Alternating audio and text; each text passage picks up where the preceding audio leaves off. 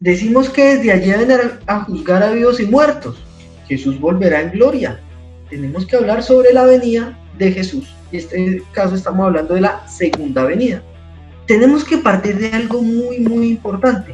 Y es que la iglesia tenemos que verla como parte del cuerpo de Cristo.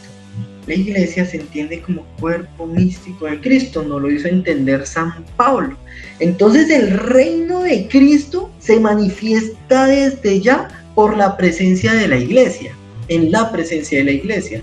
Y ahí viene una comprensión muy grande. ¿Qué es la iglesia? Nosotros tenemos que ampliar un poco nuestra comprensión sobre la iglesia y tenemos que entenderla tanto en el ámbito de los que ya gozan de la gloria de Dios, tanto en el ámbito de aquellos a los cuales pues se adhieren a Dios y aquellos de los cuales están, por decirlo así, purgando en vista a Dios. Y el concepto de iglesia se nos amplía notablemente.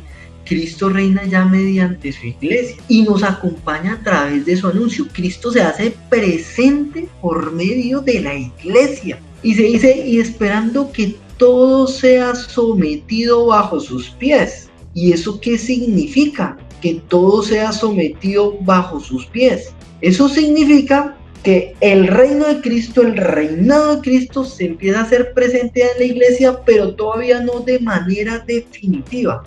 O sea, no todavía de manera perfecta, sino que va a tener su manifestación plena en la segunda venida. Entonces, por tanto, en estos instantes, aunque Cristo esté reinando, aún así la iglesia sufre los diferentes problemas respecto al mal, respecto al pecado.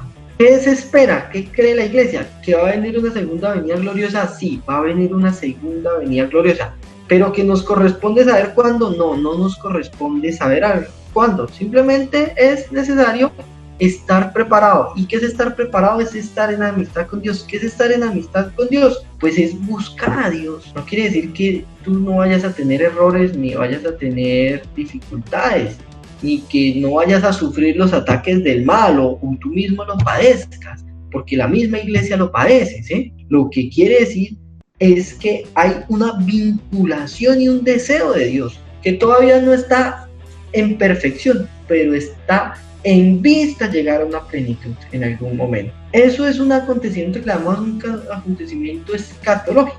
Y digamos que tiene algunas características. ¿Cuáles son esas características? Bueno, pues que la iglesia debe pasar por una prueba final, en la cual pues se verá apuesta la fe de los creyentes. También se habla de una impostura religiosa, de un anticristo, de alguien contrario a Cristo, de un pseudo mesías, un falso mesías, en el que el hombre se glorifica a sí mismo y se coloca en el lugar de Dios y de su mesías. Es decir, se está hablando también de una otra manera de una crisis en cuanto a que se cambia a Dios por otro, ya sea por alguien, ya sea por sí mismo, ya sea por alguna cosa. Es decir, ahí se está hablando de un rechazo a Dios, a la verdad, y esto tenemos que tenerlo muy, muy en claro, porque el rechazo a Dios se puede dar de muchas maneras, de diferentes maneras.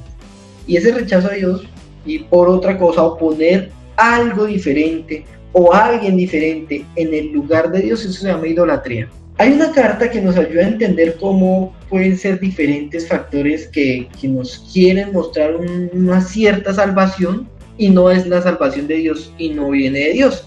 Y hay una carta que se llama es una encíclica que se llama Divini Redentoris del Papa Pío XI en su momento, y habla acerca del comunismo ateo y cómo advierte cómo esta postura social, política, económica, pues pintaba una especie de salvación para las personas, y pintaba esa especie de salvación para las personas, para la sociedad, para la humanidad entera, a expensas de Dios, apartando a Dios.